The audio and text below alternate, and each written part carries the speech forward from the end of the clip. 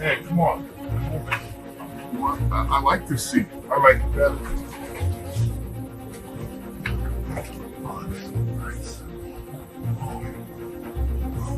Ce gars qui vient de se faire dégager par Mike Tyson, c'est Dana White, le président de l'UFC et accessoirement le businessman le plus fou de l'histoire. Il a fait passer l'UFC de 40 millions de dollars de dette à plus de 20 milliards de valorisation. Par contre, si vous attendez à regarder une success story à la Steve Jobs ou Mark Zuckerberg, vous allez être déçus. Parce que si tout le monde s'accorde pour dire que son histoire est la plus incroyable, on s'accorde aussi pour dire que c'est la plus controversée.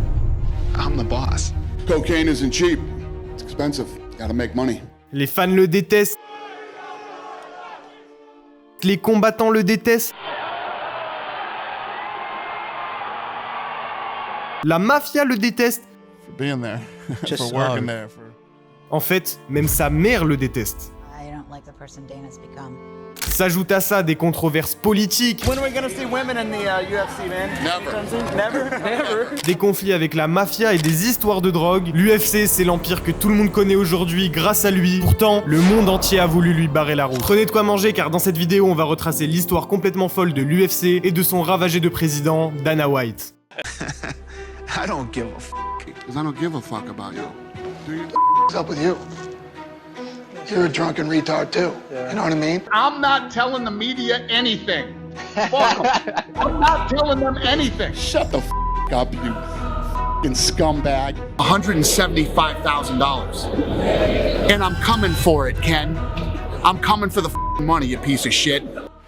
Pour mieux comprendre, revenons en 1993. Deux hommes d'affaires du nom de Art Davie et Bob Merowitt s'arrangent avec Royce Gracie pour organiser le premier événement de l'UFC. C'est un tournoi à élimination directe avec 8 participants. Il n'y a aucune règle, tous les coups sont permis, les combattants s'affrontent jusqu'à ce qu'il y ait un KO ou une soumission et enchaînent directement le prochain combat s'ils gagnent. Mais tout le monde pensait que l'événement allait être un fiasco. Quand les critiques ont vu que ça a généré 4000 spectateurs présents et 86 000 en pay-per-view, ça aurait dû les faire taire. Au lieu de ça, vous verrez plus tard qu'ils se mirent en tête de tout faire pour entraîner la faillite de l'UFC. Sauf qu'à ce moment, pour les trois associés, c'était le signe qu'ils avaient un énorme coup à jouer. Et comme on ne change pas une équipe qui gagne, ils ont organisé un deuxième événement. Cette fois-ci, c'est 125 000 pay-per-view vendus. Ils vont continuer comme ça sur leur lancée jusqu'à un cinquième événement de l'UFC qui lui générera plus de 300 000 pay-per-view. Pendant 7 ans, l'UFC continue de se développer et de devenir de plus en plus populaire. Sauf qu'il y a un hic dans cette histoire. Vous vous rappelez des gens qui s'attendaient à un fiasco ? Eh bien, parmi ces gens-là, il y a John McCain, un sénateur des États-Unis, et pas de chance, il déteste le MMA et compte bien l'empêcher de se démocratiser. What it was at the beginning was human cockfighting. It was. I mean, I've seen people repeatedly getting smashed in the face with a guy sitting on top of them. That's not a sport. That's a throwback to the Roman Colosseum. Entre les articles, les vidéos, les interviews qui disent que c'est un sport trop violent, un sport inhumain, que c'est idiot et dangereux, ou encore que ce sont des combats de coqs humains, l'UFC va essuyer toutes les critiques possibles et imaginables. Les médias et la population va alors associer tous les reproches à l'organisation, jusqu'à même bannir l'événement des chaînes de télévision sous la pression de McCain. Mais plus de diffusion à la télé, ça veut dire plus de revenus en pay-per-view. Et à partir de là, Davie et Royce Gracie quittent le bateau pour ne laisser que Bob Merowitt face au gouffre financier qui était devenu l'UFC. Mais ce qu'ils ne savaient pas, c'est que ce sera un fan assis dans les gradins du 27e événement qui allait changer la destinée de l'UFC à tout jamais. Dana White, un jeune plein d'ambition qui était prêt à tout pour faire du MMA le plus grand sport qui ait jamais existé. Don't listen to anyone. Everybody's full of shit. Nobody knows you or what you're capable of doing. And here's the reality. The hardest thing in life is figuring out who you are and what you want to do for the rest of your life. It's a big decision. I'm very blessed and lucky. I always knew who I was and exactly what I wanted to do. And once you figure that out, you wake up every day and you work toward it. That's what you do. It's impossible for you to fail if you know who you are, what you want to do, and you wake up every day and work toward it. Né dans une famille modeste, Dana qui avait un père alcoolique, reçu avec sa sœur l'unique éducation de sa mère. Mère qui a dû beaucoup sacrifier pour subvenir aux besoins de sa famille. I really did work like 80, 100 hours a week, so I was able to pick up a lot of money, but that was to pay for everything. Mais pour ce qui est question des études, il est clair que ce n'était pas fait pour Dana. Il se fait virer de son lycée et déçoit sa mère qui lui dira qu'il est exactement comme son père et qu'il finira par travailler dans une pompe à essence. Sauf que pour son fils, ce n'est qu'une source de motivation en plus. Une raison pour travailler plus dur sur son vrai objectif. Travailler dans l'industrie des sports de combat. Mais même s'il pratique régulièrement la boxe anglaise, il est persuadé que le sport du futur qui unira toutes les nations, c'est le MMA. This would work everywhere, all over the planet. Because if you look at the way traditional sports work, for instance, in this country, the NFL, there's nothing bigger than the NFL. It's huge. And I don't care if people didn't watch one football game all season, everybody watches the Super Bowl, right? In India, cricket's huge. I don't know about you, but I don't give a shit about cricket. You know what I mean? And then soccer is big all over the world. It's not that big here. And the list goes on of sports that work in other countries and don't work in other countries. The one thing that I believe would work everywhere is fighting. Because it doesn't matter what color you are, what country you come from, or what language you speak, we're all human beings and fighting's in our DNA, man. We get it and we like it. This could be big. Et il a raison, mais alors pourquoi diable travaille-t-il encore en tant que bagagiste dans un hôtel pour gagner une misère? Pourtant, il va continuer alors qu'il déteste ce travail. The one thing that I realized young is I didn't want to work for anybody else. I wanted to work for myself.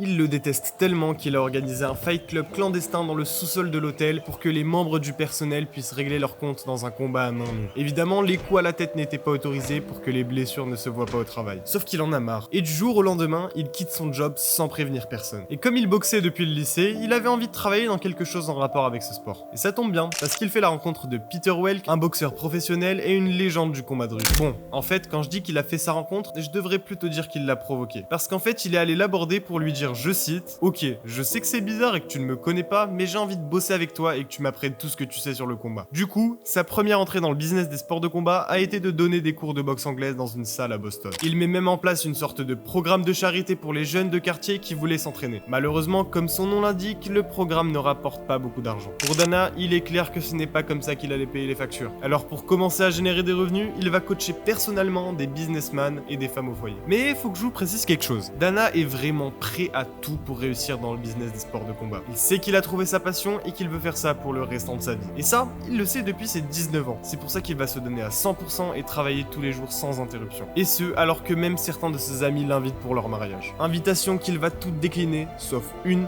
qu'il ne pouvait pas refuser. Celle de son ami d'enfance, Adam Corrigan, qui l'accompagnait au lycée tous les jours, le prenant avec lui dans sa voiture. Et ce qu'il attendait à ce mariage va se révéler être la plus grosse opportunité de sa vie. Pendant l'événement, il va renouer le contact avec des amis du lycée qu'il n'avait pas vus depuis des années, les frères Lorenzo et Frank Fertitta. Et retenez bien ce nom car ils vont avoir le rôle le plus important dans la vie de Dana White. Ils discutent ensemble et les deux frères vont alors s'entretenir avec Dana dans sa salle à Boston. Et à force de s'entraîner en boxe anglaise, Dana et Frank ont envie d'essayer un nouvel art martial. Influencés par les premiers événements de l'UFC dominés par le Jiu-Jitsu de Royce Gracie, ils allèrent s'essayer dans une salle proposant la discipline. Et pendant ces entraînements, Dana va faire la rencontre de Chuck Liddell et de Tito Ortiz, deux combattants pour lesquels il va devenir le manager. En même temps, avec Lorenzo, Dana s'intéresse de plus en plus à l'UFC. Et les deux cherchent à faire quelque chose dans le monde du MMA. Mais en 2000, Wayne Harriman et John Lewis, qui géraient la WFA, ont appelé Dana pour qu'il gère l'organisation en lui promettant $200 000 par an et une maison à sa disposition. Mais contre toute attente, il refuse pour continuer son aventure avec Lorenzo. Et 3 semaines plus tard, Dana passe un appel avec Bob Merowitz, le propriétaire de l'UFC, pour négocier le contrat de Tito Ortiz et essayer de faire signer Chuck Liddell à l'UFC. Sauf que là, Bob pète un câble en hurlant sur Dana. And what was crazy was I was in a contract negotiation with Bob Meyerowitz, the old owner of the UFC, over Tito's contract, and Chuck Liddell. They didn't even want Chuck Liddell in the UFC. Wow. I was trying to get Chuck in the UFC, and they didn't even want him. Wow. And we got into this contract dispute over Tito's contract, and Bob Meyerowitz said, "You know what? There is no more money, okay? I don't even know if I'll even be able to put on one more event." Mais pour Dana, c'est l'opportunité de sa vie. Il l'appelle Lorenzo et lui dit qu'il pourrait racheter l'UFC. Parce que oui, en fait, ce que je vous ai pas dit, c'est que les Fertitta sont des businessmen très réputés et d'excellents investisseurs. When we hung up the phone, I literally picked up the phone and called Lorenzo, and I said, "Hey, I just got off the phone with Bob Meyerowitz, the owner of the UFC. I think they're in trouble, and I think we could buy it, and I think we should. You should reach out to him."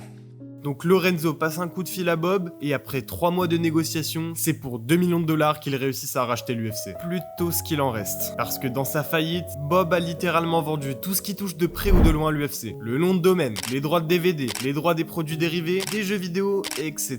Tout ce qu'il restait, c'était un octogone en bois, une douzaine de contrats et ses 3 pauvres lettres. À ce moment-là, personne ne croyait en l'investissement de Lorenzo et tous ses collègues se foutaient de lui. Sauf un en qui il croyait. Un type en qui il avait confiance. Un gars qu'il va nommer président de l'UFC Dana White. Et lui, il est prêt à en découdre et à faire de l'UFC l'œuvre de sa vie. Mais encore une fois, il y a un énorme souci. C'est qu'aucune chaîne de télévision n'autorise l'UFC à diffuser ces événements et même les ventes en pay-per-view sont interdites.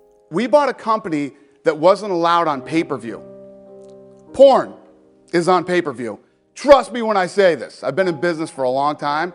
You can't mess with the government. Donc le premier défi de Dana, c'est d'obtenir l'autorisation de diffusion en pay-per-view. Et pour ça, il doit se défaire du vieux marketing qui disait qu'en gros, c'était un sport hyper violent avec pour slogan « 2 hommes dans une cage, un seul en ressort ». Dans la tête des gens, c'est tellement violent qu'ils pensaient que les combattants pouvaient mourir dans la cage. Pour se défaire de cette image, Dana va d'abord commencer par dire aux gens qu'il n'y a jamais eu de blessés graves ni de morts dans le sport. Et surtout, que les combattants ne sont pas des abrutis qui se tapent dessus pour le plaisir de voir du sang, mais que ce sont plutôt de vrais artistes martiaux, qu'il y a des boxeurs, des judokas, des karatékas, etc. Where it's style against style. Would a karate guy beat a kung fu guy? Would a wrestler beat a boxer? Basically, what we want to do is we want to make this the Super Bowl of mixed martial arts. Dana s'arrange avec la commission athlétique pour établir de vraies règles. En bref, il fait tout pour redorer l'image de l'UFC. Et ça marche plutôt bien. Il commence à trouver des sponsors, à faire des DVD, et surtout, il peut enfin diffuser les combats en pay-per-view. On aura même Donald Trump qui l'invite au Taj Mahal pour faire un événement en collaboration avec son casino. Jusqu'à ce que Dana reçoive plus tard une lettre. Elle contient un bout de journal du New York Times mentionnant l'UFC, accompagné d'un petit mot qui dit « Dana, j'ai toujours su que tu allais y arriver. » Signé Donald Trump. Les choses vont pour le mieux pour l'UFC, mais il reste toujours un problème. Comment propager le MMA au grand public? À cette époque, il n'y avait pas de réseaux sociaux. Alors Dana trouve comme seul moyen la radio. Il va payer des droits pour y passer tous les matins quand les conducteurs prennent la route. Mais quand je vous dis tous les matins, rappelez-vous qu'on est en Amérique et que les fuseaux horaires diffèrent d'un état à l'autre. Et ça, Dana, il en a bien conscience. Alors ce qu'il va faire, c'est qu'il va diffuser plusieurs radios de 3h à 7h du matin pour pouvoir toucher tous les conducteurs. Et il va faire ça pendant 4 ans, tous les jours, de 2001 à 2005. Quand je vous disais qu'il était obstiné, je vous mentais pas. Et grâce à ça, il va enfin pouvoir diffuser l'UFC sur une chaîne de télévision. Le retour se fera sur Fox TV pour l'UFC 37.5.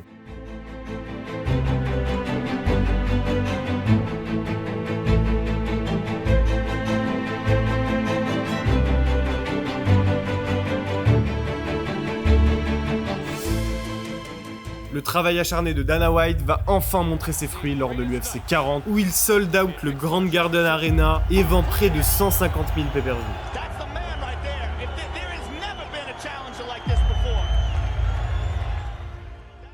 Ok, on est en 2004, l'événement a certes très bien marché, mais c'est loin d'être suffisant pour compenser les 30 millions de dettes qu'a accumulé l'UFC. À ce moment-là, Lorenzo veut abandonner et revendre l'UFC à n'importe qui serait prêt à le racheter. Il demande alors à Dana de trouver des acheteurs, mais malheureusement, il le rappelle et lui dit qu'il peut vendre l'UFC à 6 millions de dollars dans le meilleur des cas. À ce moment-là, ils auraient vraiment pu tout perdre. Mais voici la réponse de Lorenzo. Lorenzo calls you the next day and essentially says, fuck it. He literally said fuck. Okay, so he literally says, fuck it. I'm not ready to tap out. I'm not ready to give in. We gotta figure out a way to make this work. Dana va réfléchir des heures et des heures pour trouver un moyen de populariser l'UFC. Et c'est là qu'il va avoir l'idée de créer une émission de télé-réalité nommée The Ultimate Fighter. Le concept est simple. Mettez plusieurs dizaines de combattants dans une même maison, créez-en un tournoi et faites-les s'affronter à chaque fin de semaine. C'était une idée de génie. Et le gagnant du tournoi se voit offrir un contrat pour l'UFC. L'idée est super ingénieuse. Pendant que les gens regarderont cette émission comme une télé-réalité, ils vont petit à petit s'attacher aux combattants et vouloir les voir s'affronter dans la cage. Et une fois que c'est fait, bam, ils découvrent le MMA. Mais encore une fois, Dana fait face au même problème. Trouver une chaîne qui veut bien diffuser et financer son émission. Il contacte alors Spike TV. Et quand Dana leur expose leur plan et son idée, c'est un non catégorique. Et là, il a vraiment failli abandonner. Mais il refuse. Tente le tout pour le tout avec une idée tellement folle que si elle ne fonctionne pas, il pourra dire adieu à l'UFC à tout jamais. Il propose à Spike TV de diffuser son émission gratuitement et il se débrouille pour convaincre Lorenzo d'investir à nouveau 10 millions de dollars pour produire le show. When we did the first season of The Ultimate Fighter, if you go back and watch that first season, it's the only time ever in the history of the UFC that the mat is completely blank. There's no sponsors on the octagon or on the mat. Why is that? Because we couldn't get any. Yeah. We couldn't get anybody to associate their name, much less pay money to be associated with us back in that time. You guys, I mean, take it to the point where you're $30+ million. Évidemment, Spike TV, c'est ok de leur côté, le deal ne leur coûte absolument rien. Le pari est réussi, le premier épisode fait pas moins de 1,3 million d'audience. C'est un succès incroyable qui va faire passer l'UFC d'un sport de niche à une vraie organisation mainstream.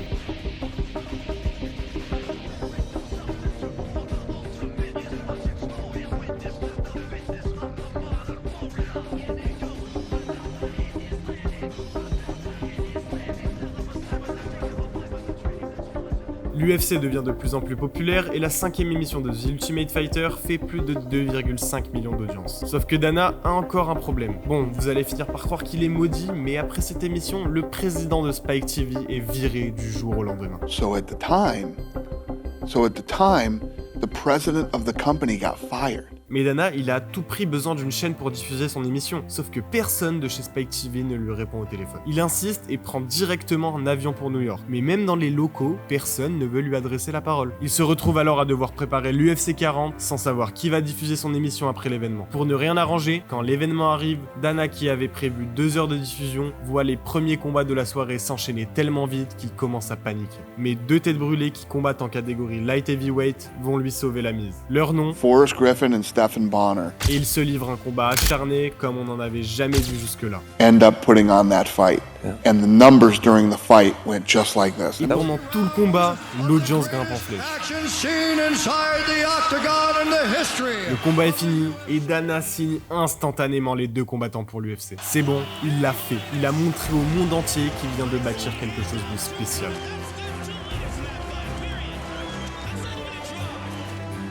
And I knew when that fight was over, it didn't matter if we did another deal with Spike TV or didn't do another deal.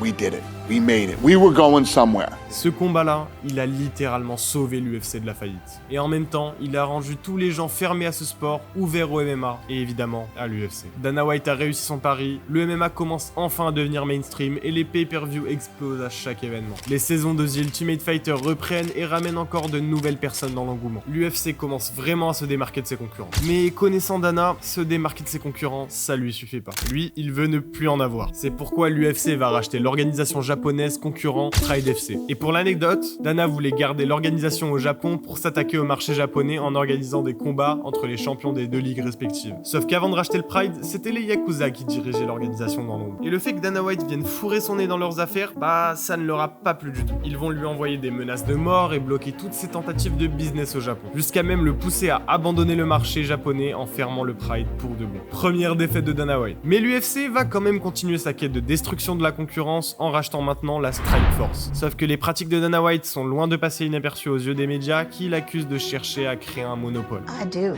believe they have a monopoly. I don't know how anyone could think they don't. On l'accuse aussi de sous-payer ses combattants, voire même de punir ceux qui oseraient s'en aller pour d'autres organisations. And then I just like, this guy's making fun of me. Making fun of you? Yeah. So it was disrespectful? It was like not valuable enough for you? No, at all. And you're the champ at the time. Yeah, I mean, no at all. Like when you're talking about pay-per-view, then you're negotiating pay-per-view, and then you see number like 1.25 pay-buys and stuff like that, and the pay-per-view is going from $60 to $80 in the past 5 years, and you realize that the 0.25 that is on top of it is just out of the $20 that been added on. I'm like, come on, man. Il a beau démentir en disant que ses stars sont bien mieux payées, on voit clairement qu'il fait certains favoritismes. On peut même affirmer qu'il n'aime pas certains combattants, au point où il va même se battre contre Tito Ortiz, le combattant qu'il manageait à l'époque. Il va jusqu'à organiser un combat de boxe anglaise contre lui, combat auquel Tito ne viendra même pas à la peser. Le souci, c'est qu'il n'a vraiment aucun filtre et il enchaîne les controverses. Comme la fois où il se moque des combattants affirmant qu'il n'aura jamais de femme à l'UFC. Des fois, il va même critiquer ses propres événements. Néanmoins, il y a une bonne nouvelle. L'UFC ne sera plus diffusé sur Fox TV, mais le sera enfin sur la chaîne principale ESPN, la chaîne qui avait boycotté l'UFC jusqu'à maintenant. Sauf qu'à ce moment, on est en 2020.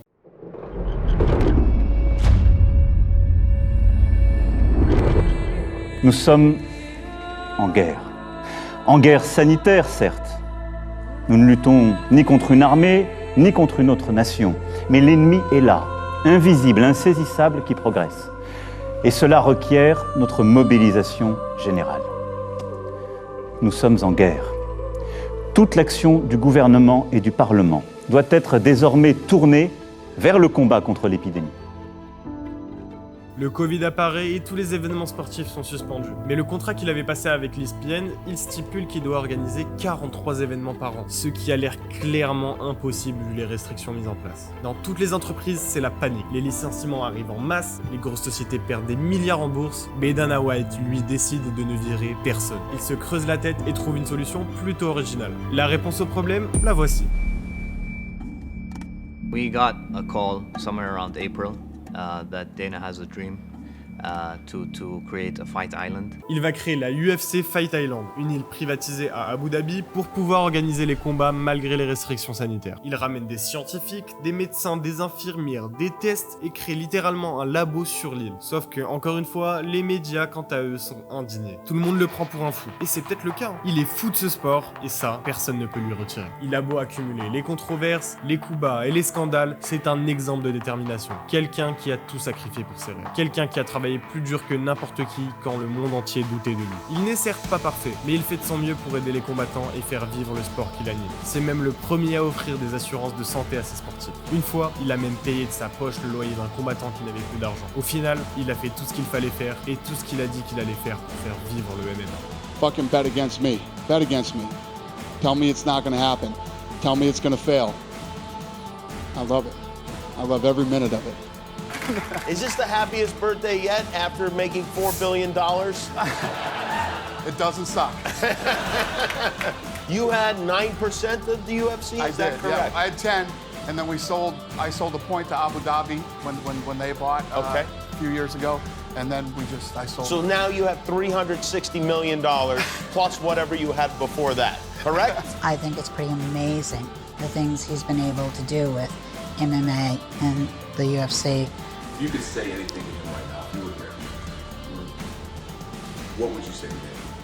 Come out and see me and talk. You still love yourself? Of course I do. Alors si vous avez une idée en tête, ne laissez personne vous décourager et travaillez dur pour atteindre vos objectifs.